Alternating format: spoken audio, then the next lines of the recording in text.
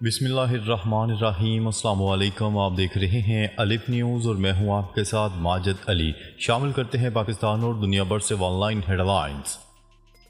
پاک بھارت کشیدگی میں اضافہ، مودی کا کشمیر حملے میں ملوث افراد کو سخت سزا دینے کا عزم۔ ہندوستان ہر دہشت گرد اور ان کی پشت پناہی کرنے والوں کی شناخت کرے گا، سراغ لگائے گا اور سزا دے گا۔ یہ بات بھارتی وزیر اعظم نریندر مودی نے جمعرات کو کہی۔ کشمیر کے ہمالیہ علاقے میں مشتبہ باغیوں کے ہاتھوں سیاحوں پر حملے میں 26 افراد ہلاکت کے 2 دن بعد ان کا یہ بیان سامنے آیا ہے۔ مودی نے مشرقی ریاست بہار میں ایک جلسہ عام سے خطاب کرتے ہوئے کہا، حملہ آوروں اور ان کی پشت پناہی کرنے والوں کو ان کے تصور سے بڑھ کر سزا ملے گی۔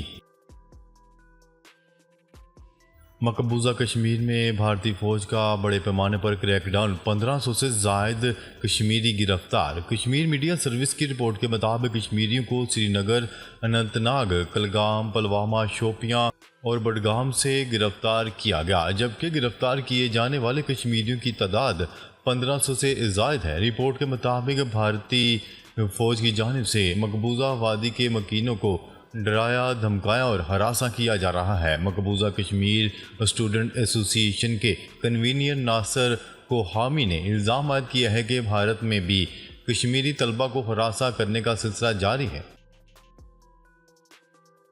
امریکہ نے بھارت میں موجود اپنے شہریوں کے لیے الرٹ جاری کر دیا۔ امریکی سفارت خانے کی جانب سے بھارت میں موجود امریکی شہریوں سے کہا گیا ہے کہ وہ مقبوضہ جموں کشمیر کا سفر نہ کریں۔ امریکی سفارت خانے کے الرٹ میں کہا گیا ہے کہ جموں و کشمیر میں دہشت گرد حملوں، پرتشدد واقعات اور بے امنی کا خطرہ موجود ہے۔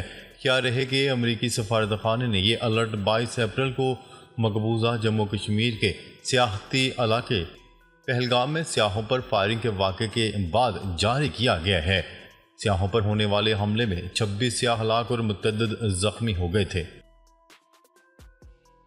بھارت کی طرف سے اٹاری بارڈر بند کیے جانے کے بعد پاکستان نے بھی واہگہ بارڈر بند کر دیا۔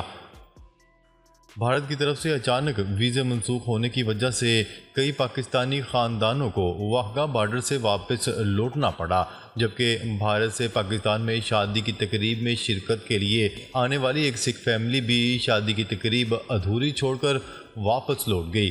پاکستان اور بھارت کے درمیان شہری روزانہ واہگہ اٹاری بارڈر کے ذریعے ایک دوسرے ملک آتے جاتے ہیں، لیکن حالیہ پاک بھارت کشیدگی اور واہگہ اٹاری بارڈر بند ہونے سے مسافروں کی آمد و رفت بند ہو گئی ہے۔ بھارتی طیاروں کے لیے پاکستانی فضائی حدود بند، سول ایویشن اتھارٹی نے نوٹم جاری کر دیا۔ بھارتی طیاروں کے لیے پاکستانی فضائی حدود بند کرنے کے فیصلے کے بعد پاکستان سول ایویشن اتھارٹی نے نوٹم جاری کر دیا، جس کے مطابق بھارت کی رجسٹرڈ ایئر لائنز پاکستان کی فضائی حدود استعمال نہیں کر سکے گی۔ جاری کردہ نوٹم میں کہا گیا ہے کہ پاکستانی فضائی حدود بھارتی رجسٹرڈ سول اور ملٹری طیاروں کے لیے دستیاب نہیں۔ بھارتی ایئر لائنز آپریٹرز کی ملکیت یا لیز پر زیر استعمال طیاروں کے لیے بھی بند رہے گی۔ پاکستانی فضائی حدود کی بندش سے بھارتی ایئر لائنز کو مختلف ممالک کی پروازوں کے لیے یومیہ کروڑوں کے اضافی اخراجات کرنا ہوں گے۔ پاکستان رینجرز نے سرحدی خلاف ورزی پر بھارتی اہلکار کو حراست میں لے لیا۔ بھارتی میڈیا رپورٹ کے مطابق بھارتی سیکیورٹی اہلکار کو بدھ کے روز پنجاب کے سرحدی علاقے فیروز پور سے گرفتار کیا گیا۔ بھارتی میڈیا کی رپورٹ کے مطابق سیکیورٹی فورسز کی 182ویں بٹالین سے تعلق رکھنے والا کانسٹیبل پی کے سنگھ وردی میں ملبوس اور سروس رائفل کے ساتھ سرحدی علاقے میں موجود تھا۔ یہودی آبادکاروں نے فلسطینیوں کے گھروں کو جلا دیا، اسرائیلی بمباری سے مزید 45 شہید۔ الجزیرہ ٹیلی ویژن کی رپورٹ کے مطابق طبی ذرائع نے بتایا ہے کہ بدھ سے جمعرات کی صبح تک صہیونی فوج نے فلسطینیوں کی پناہ گاہوں پر حملے جاری رکھے۔ شہید ہونے والوں میں ایک صحافی بھی شامل ہے۔ غزہ کے مرکزی خیمے کی پناہ گاہ پر اسرائیلی حملے میں 3 بچے بھی شہید ہو گئے۔ اس سے پہلے وسطی غزہ میں نصیرات کے مغرب میں خیمہ پناہ گاہوں پر مہلک اسرائیلی حملوں کی اطلاع ملی۔ غزہ کے بچے غذائی قلت کا شکار، اسرائیلی فوج کی جبالیہ پر بمباری۔ اسرائیل نے 18 مارچ سے غزہ پر دوبارہ حملے شروع کر رکھے ہیں۔ اسرائیلی فوج نے اب اعلان کیا ہے کہ اس نے غزہ کی پٹی کے شمال کے علاقے جبالیہ کے ایک مقام پر بمباری کی ہے۔ اسرائیلی فوج کے ترجمان نے جمعرات کو اپنی پوسٹ میں کہا کہ اسرائیلی طیاروں نے جبالیہ میں حماس اور اسلامی جہاد کے کمانڈ اینڈ کنٹرول کمپلیکس پر حملہ کیا ہے۔ امریکہ 15 مارچ سے اب تک یمن میں حوثیوں پر 750 سے زائد حملے کر چکا۔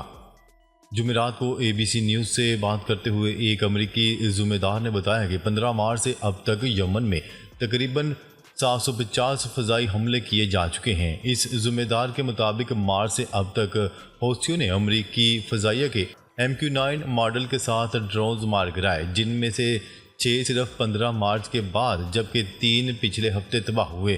یہ ڈرون طیارے نگرانی اور فوری معلومات فراہم کرنے کی صلاحیت رکھتے ہیں اور فضائی حملوں کے اہداف کی نشاندہی میں مرکزی کردار ادا کرتے ہیں۔ روس کا کیف پر ڈرون حملہ، 9 افراد جان سے گئے۔ یوکرین کے دارالحکومت کیف میں روسی میزائل اور ڈرون حملے کے نتیجے میں 9 افراد لقمہ اجل بن گئے جبکہ 6 بچوں سمیت 63 افراد شدید زخمی ہو گئے۔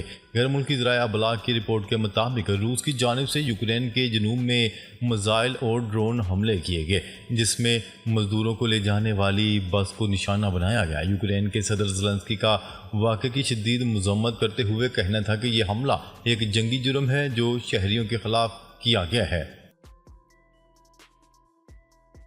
چین کا امریکی صدر کے بیان پر رد عمل سامنے آ گیا۔ چین نے امریکی صدر ڈونلڈ ٹرمپ کے تازہ بیان پر رد عمل کا اظہار کرتے ہوئے کہا ہے کہ ٹیرف معاہدے کے لیے زبردستی اور دھمکی نہیں چلے گی۔ غیر ملکی ذرائع ابلاغ کی رپورٹ کے مطابق ترجمان چینی وزارت خارجہ نے ٹیرف معاہدے سے متعلق امریکی پیغامات پر رد عمل میں کہا ہے کہ چین پر معاہدے کے لیے امریکی پریشر کا کوئی اثر نہیں۔ امریکہ اگر معاملات کو بات چیت کے ذریعے حل کرنا چاہتا ہے تو دانش مندی کا مظاہرہ کرے۔ ترجمان چینی وزارت خارجہ کا مزید کہنا تھا کہ امریکہ کے چین سے مذاکرات برابری اور باہمی اعتماد سے ہی آگے بڑھ سکتے ہیں۔ نیتن یاہو کی ایران کو ایک بار پھر دھمکی۔ اسرائیل کے وزیر اعظم نیتن یاہو نے روایتی ہٹ درمی کا مظاہرہ کرتے ہوئے کہا ہے کہ ایران اسرائیل کے لیے ایک بڑا خطرہ ہے اور پوری دنیا کے لیے بھی خطرناک ہے۔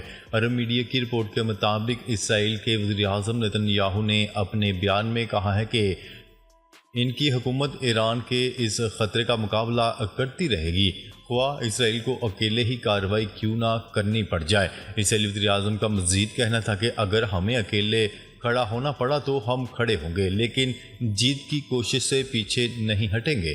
انہوں نے مزید کہا، ایران کا خطرہ صرف اسرائیل کے لیے نہیں بلکہ پوری دنیا کے لیے ہے۔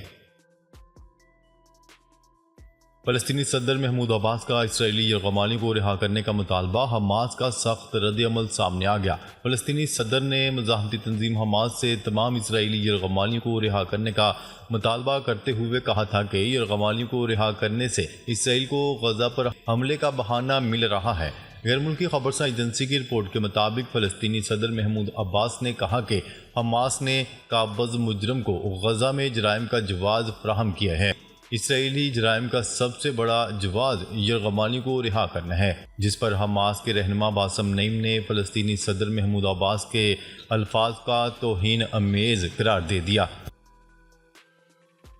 چین نے دنیا کا سب سے تیز 10G نیٹ متعارف کروا دیا۔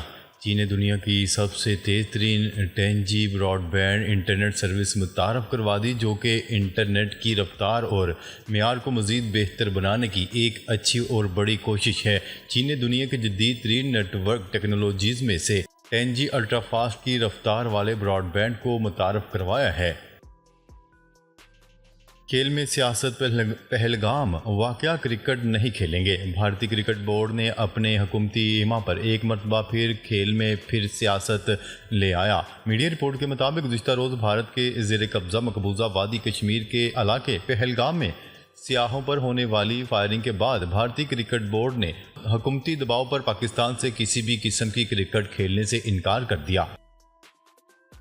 پاکستان کا امریکی خام تیل درآمد کرنے پر سنجیدگی سے غور۔ ذرائع کے مطابق امریکہ کی جانب سے پاکستان پر 29% ٹیرف کے نفاذ کے پیش نظر پاکستان امریکی خام تیل درآمد کرنے سنجیدگی سے غور کر رہا ہے اور اس سلسلے میں پاکستان نے امریکہ کو تجارتی خسارہ کم کرنے کے لیے تیل خریدنے کی تجویز دے دی۔ واضح ہے کہ پاکستان پر 29% امریکی ٹیرف عارضی طور پر 90 دن کے لیے معطل ہے۔